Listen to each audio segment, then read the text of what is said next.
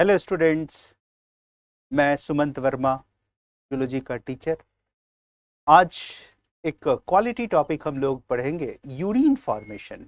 यूँ तो ये फिजियोलॉजी ऑफ एक्सक्रीशन का टॉपिक है और यूरिन फिजियोलॉजी ऑफ एक्सक्रीशन में दो मेजर स्टेप्स आते हैं, यूरिया का फॉर्मेशन और सेकंड आता है यूरिन का फॉर्मेशन। हिंदी में बोले तो मूत्र का फॉर्मेशन। हाँ या ना? आज सैटरडे दिन है, सेविंग कर नहीं पाए, शनि भगवान का दिन होता है, इसलिए थोड़ा प्रेजेंटेशन बढ़िया ना आए तो सर बाईपास करना। खैर, उससे क्या मतलब है, मेन तो कंटेंट से मतलब है। तो आज हम लोग यूरिन फॉर्मेशन टॉपिक पढ़ेंगे, नीट के लिए वेरी वेरी इंपॉर्टेंट। मैं बोलूँ तो एकदम एजीजे। एजीजे का मतलब एकदम घोंट जाने वाला टॉपिक।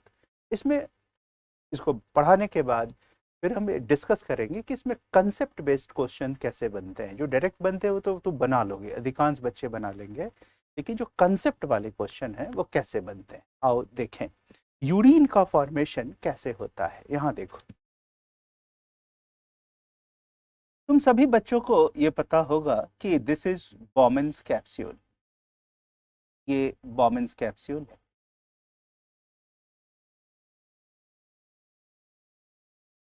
राइट। अब कई ऐसे बच्चे होंगे, अब कहेंगे बॉमेंस कैप्सूल क्या है। तो बॉमेंस कैप्सूल नेफ्रॉन का पार्ट होता है। कई बच्चे ऐसे होंगे कहेंगे भाई नेफ्रॉन क्या होता है, तो नेफ्रॉन किडनी का यूनिट होता है।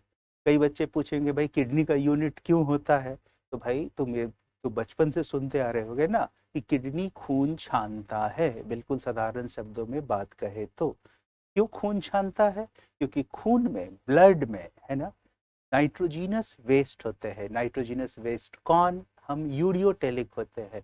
हमारा चीफ एक्सक्रीटरी वेस्ट यूरिया होता है। हमारे यूरिन यानी पेशाब में मेन जो वेस्ट होता है यूरिया होता है। हाँ, ट्रेसेस में यूरिक एसिड भी होते हैं। तो यूरिया हमारा चीफ एक्सक्रीटरी वेस्ट है, समझ रहे हो। तो जो हमारा यूरिन होता है उसमें यूरिया होता है।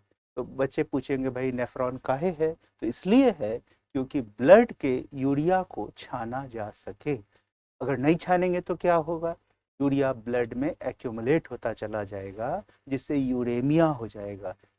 यूरेमिया पर भी कभी हम कोई वीडियो बनाएंगे।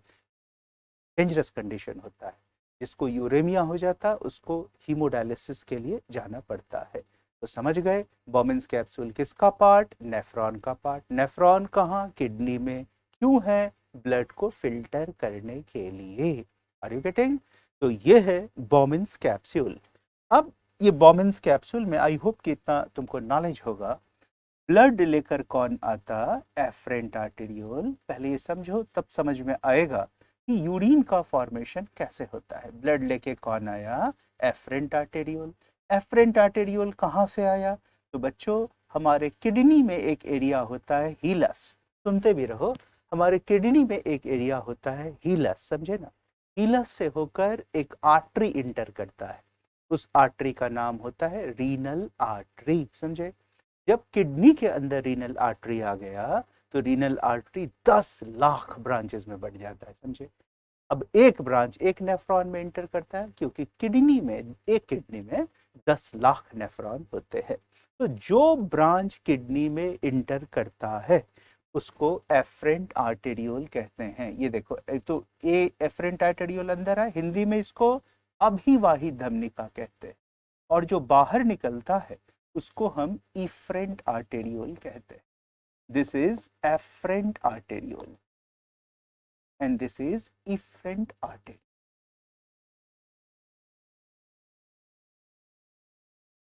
ये कौन है? This is Bowman's capsule. This is Bowman's capsule.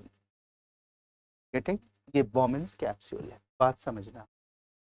अब यूरिन फॉर्मेशन को समझो कि यूरिन का फॉर्मेशन कैसे होता है। तो यूरिन के फॉर्मेशन के 3 स्टेज होते हैं बेटा। सबसे पहला स्टेज होता है that is called glomerular filtration. सबसे पहला स्टेज ग्लोमेरुलर फिल्ट्रेशन, इसको कहते हैं पुच्छकीय निस्पंदन, ग्लोमेरुलर फिल्ट्रेशन। दूसरा स्टेप होता है दैट इज कॉल्ड ट्यूबुलर या तुम कह लो सेलेक्टिव रीएब्जॉर्प्शन, सेलेक्टिव रीएब्जॉर्प्शन। और तीसरा स्टेप होता है, इसको हम लोग श्रावण कहते हैं, ये चयनात्मक पुनः अवशोषण है। और तीसरा स्टेप होता है, इसको श्रावण यानी सिक्रीशन कहते हैं। तो हमारा वीडियो बहुत बड़ा भी नहीं होना चाहिए, क्योंकि फिर बड़ा होगा तो तुम में से कोई बच्चा देखेगा ही नहीं, है ना। तो ये फिल्मी डांस तो है नहीं कि तुम चाव लेके देखोगे। तो बहुत बड़ा इसलिए कहा जाता है कि वीडियो नहीं बनाना चाहिए। तो अभी के हम लोग वीडियो में मेन किसको स्टडी करेंगे, ग्लोमेरुलर फिल्ट्रेशन। इसको समझ गए तो तुम कुछ सीखे। ये क्वालिटी टॉपिक है, नीट के लिए बेहद बेहद इंपॉर्टेंट। सुनो, तो अभी हम यूरिन फॉर्मेशन का पहला स्टेप पढ़ रहे हैं, कंफ्यूज मत होना, दैट इज ग्लोमेरुलर फिल्ट्रेशन। एक बार फिर से बोले, यूरिन फॉर्मेशन के 3 स्टेज, ये पहला, दूसरा, तीसरा। तो अभी हम इस वीडियो में ग्लोमेरुलर फिल्ट्रेशन की बात करेंगे। ये समझ गए, ये structure, Bowman's capsule, glomerulus, afferent arteriole, efferent arteriole. अब सीखो, एफरेंट आर्टेरियोल का डायमीटर, व्यास अधिक होता है किसकी तुलना में, इफरेंट की तुलना में। अब यहाँ फिजिक्स का लॉ काम करेगा, फिजिक्स पढ़ते हो ना, इतना तो तुमको नॉलेज होगा कि अगर बड़े डायमीटर से, है ना, ब्लड आए और कम डायमीटर से निकले तो एक प्रेशर जनरेट होगा ना। तो जो प्रेशर जनरेट होगा इसको हम लोग कहेंगे, कैसे फिल्ट्रेशन होता है ये पढ़ रहे हो, जीएचपी। जीएचपी का मतलब ग्लोमेरुलर हाइड्रोस्टैटिक प्रेशर, गुच्छकीय निस्पंदन दाब। अब जो ये जीएचपी होता है, ग्लोमेरुलर हाइड्रोस्टैटिक प्रेशर होता है, ये कितना हो गए, 75, मतलब कितना होता है, ये राजस्थान में पढ़ाते पढ़ाते थोड़ा आदत हो गया ऐसे बोलने का, कितना होता है, दैट इज 75 mmHg, 75 mmHg, 75, यहाँ 75 बोलते। अब देखो, अब ये जो ग्लोमेरुलस है, यहाँ पर समझो, इसको समझ गए तो तुमको सब समझ गए। ये देखो, ये ऊपर से प्रेशर कितना लगा, 75 mmHg। अब समझो खेल सारा, जो ब्लड ग्लोमेरुलस में आया, उस ब्लड में प्लाज्मा प्रोटीन होता है। प्लाज्मा प्रोटीन 3 होता है, कौन कौन, अल्बुमिन, ग्लोब्यूलिन और फिब्रिनोजेन। ये प्लाज्मा प्रोटीन होता है, समझ गए। ये प्लाज्मा प्रोटीन याद रखो कभी भी नॉर्मल कंडीशन में फिल्टर नहीं होता है। Plasma protein never get filtered, remember, in normal condition. बीमारी हो जाए तो उसका क्या कहेंगे, ठीक है। तो प्लाज्मा प्रोटीन भले फिल्टर नहीं होगा, ब्लड से ग्लोमेरुलस में तो आएगा ना, बात समझ रहे हो कि नहीं। तो जब ब्लड से तीनों, अब देखो तुम ऐसे समझो, ऐसे समझो, कई बच्चे होंगे जो कुछ बौखा टाइप कुछ समझेंगे नहीं। ये देखो, ये अल्बुमिन, ये प्लाज्मा प्रोटीन है, सब तरह के होते हैं बच्चे।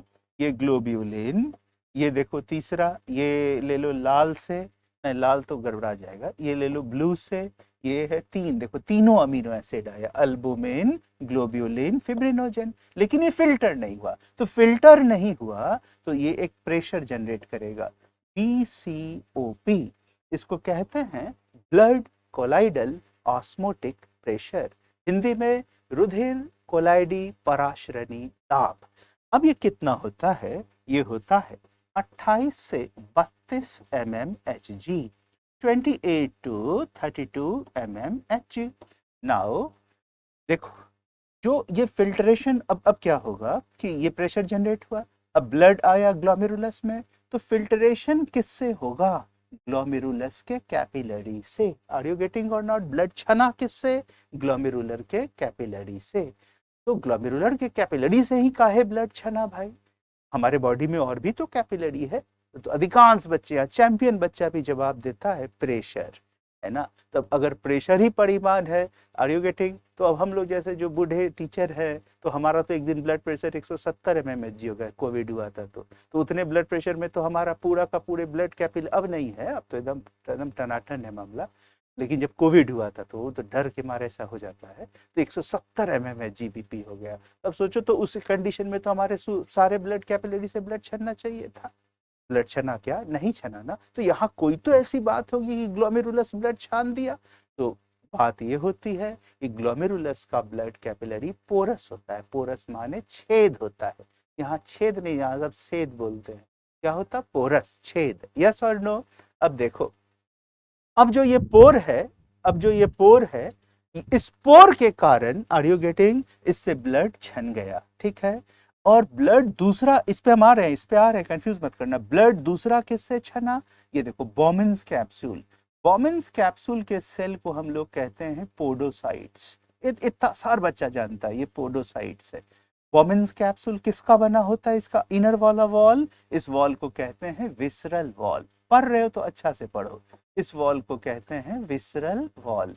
ये किसका बना होता है? सिंपल स्क्वैमस एपिथेलियम, सरल सल की उपकला। समझे? तो ब्लड तुम्हारा छना किससे? ग्लोमेरुलस से। दूसरा किससे छना? विसरल वॉल से। Are you getting? किसका बना है? Simple squamous epithelium. Now what happens? Are you getting? ये ब्लड छना, यहां एक नीट का क्वालिटी क्वेश्चन बनता है ना? क्या क्वालिटी क्वेश्चन बनता कि जब ब्लड फिल्टर हुआ ग्लोमेरुलस और विसरल वॉल से, विसरल वॉल का जो पोडोसाइट, विसरल वॉल किसका बना है? Simple squamous epithelium. सेल्स को क्या कहते हैं? पोडोसाइट्स। पोडोसाइट्स के बीच में पोर है, स्पेस है, इसको स्लिट पोर कहते हैं। इससे होकर के ब्लड छना। तो नीट का एक क्वेश्चन बनता है कि बताओ जब ब्लड फिल्टर हुआ तो कितने बैरियर से होकर गुजरेगा? तुम किस पे गोला मारोगे? किस पे, मतलब correct option, what correct option you will select? You will select 3 barriers. 3 barrier include, यहां देखो, ये देखो, ब्लड कैपिलरी है ग्लोमेरुलस, तो ग्लोमेरुलस का ब्लड कैपिलरी किसका बना होगा? Simple squamous epithelium. ये सिंपल स्क्वायमस एपिथेलियम है, सरल सल की उपकला। सिंपल स्क्वामस एपिथेलियम किस पर प्रेजेंट होता है? बेसमेंट मेम्ब्रेन, आधार कला। और देखो, विसरल वॉल भी किसका बना है? Simple squamous epithelium. ये सिंपल स्क्वामस एपिथेलियम से। तो कितने बैरियर हो गए? 1, दूसरा 2, and this is 3। So now you have learned that blood passes through 3 barrier and these barrier includes these structures. Now अब देखो, तो यहां पर प्रेशर कितना था? 75 mmHg। पीसीओपी कितना था? 28 to 32 mmHg। अब देखो, यहां से, अब देखो, ये जो नेफ्रॉन है, इसमें पहले से भी तो कोई फिल्ट्रेट प्रेजेंट होगा। ऐसा थोड़ी ना होगा कि किसी का टाइमिंग होगा कि भाई सुबह 9 से 12 खून छनेगा। तुम जिस दिन पैदा हुए उस दिन से लेकर जब तक तुम अंतिम सांस ले रहे हो इस धरती पर, अगर तुम्हारा किडनी स्वस्थ है तो ब्लड लगातार फिल्टर होता रहेगा। Are you getting? तो इसका मतलब ये हुआ कि पहले से फिल्ट्रेट इसके अंदर प्रेजेंट होगा। ये फिल्ट्रेट जो प्रेशर ऊपर लगाएगा, इसको सीपी कहते हैं। सीपी का मतलब कैप्सुलर प्रेशर, और ये कितना होता है? 18 mmHg। समझ में आया? तो क्या क्या सीखे अभी तक? कि ब्लड फिल्टर किससे होता? ग्लोमेरुलस और विसरल वॉल से। विसरल वॉल के कौन से पोर से? स्लिट पोर से। कितने लेयर से होकर गुजरा? 3 लेयर। यस और नो? फिर देखो, अच्छे से समझो, ये वीडियो का मतलब ये नहीं कि खाना पूरी, ये बात को अब समझना कि ये जो तुम्हारा सारा फिल्ट्रेशन हुआ, उसमें उसमें प्रेशर क्या क्या जनरेट हुआ। तो ऊपर से जो प्रेशर लगा 75 mmHg। पीसीओपी क्या है बता चुके हैं, 28 से 32। CP capsular pressure 28 mmHg। किसका है प्रेशर सीपी? जो फिल्ट्रेट पहले से प्रेजेंट है। Are you getting? तो अब देखो, समझ सकते हो तो समझो। ग्लोमेरुलर फिल्ट्रेशन प्रेशर, गुच्छकीय निस्पंदन दाब कितना हो जाएगा? ऊपर 75, देखो समझो, 28, 32 और 18 को जोड़ दो, कितना हो गया? 50। तो 75 में से 50 हटा दो तो कितना हो गया? 25 mm। ये है तुम्हारा glomerular hydrostatic pressure, that is 25 mmHg। समझ में आया तुमको? तो बच्चों, ये ग्लोमेरुलर फिल्ट्रेशन प्रेशर हुआ। अब एक बात याद रखो, एक शब्द होता है GFR, है ना? एक शब्द होता है GFR, ग्लोमेरुलर फिल्ट्रेशन रेट, है ना? इसको, इसके बारे में अभी ग्लोमेरुलर फिल्ट्रेशन प्रेशर समझ गए 25 mmHg।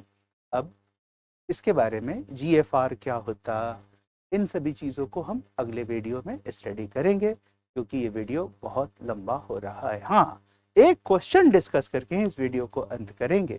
तुमसे नीट में सवाल पूछता है कंसेप्ट बेस, देखो कि मान लो मोहन का एफरेंट और इफरेंट आर्टेरियोल दोनों का डायमीटर बराबर हो गया, तो बताओ यूरिन पर फिल्ट्रेशन पर क्या फर्क पड़ेगा, बताओ। तो तुम्हारा आंसर क्या, आदत हो गया, ये तो वीडियो है, बताओ, जैसे स्टूडेंट को पढ़ाते पढ़ाते, तो अब बताओ बोलने का आदत हो गया। खैर, इसका मतलब है कि एफरेंट और इफरेंट के डायमीटर को बराबर कर दोगे तो क्या होगा, जाहिर सी बात है ग्लोमेरुलर हाइड्रोस्टैटिक प्रेशर घट जाएगा। ग्लोमेरुलर हाइड्रोस्टैटिक प्रेशर घट जाएगा तो ब्लड का फिल्ट्रेशन सही ढंग से नहीं होगा, ये डेंजरस कंडीशन हो सकता है। तो किस ऑप्शन को सेलेक्ट करोगे कि फिल्ट्रेशन विल डिक्रीज, यानी ग्लोमेरुलर फिल्ट्रेशन प्रेशर अफेक्टेड होगा। आर यू गेटिंग और नॉट? यानी तुम किसी भी कंडीशन में नॉर्मल कंडीशन नहीं कह सकते हो, क्योंकि जीएचपी कम हो जाएगा। आई होप कि इन बातों को तुम समझ पाए। नीट में ये भी बहुत इंपॉर्टेंट है, कितने बैरियर से होकर गुजरा, क्योंकि सब एनसीईआरटी में दिया हुआ है। नेक्स्ट अगले वीडियो में। Thank you.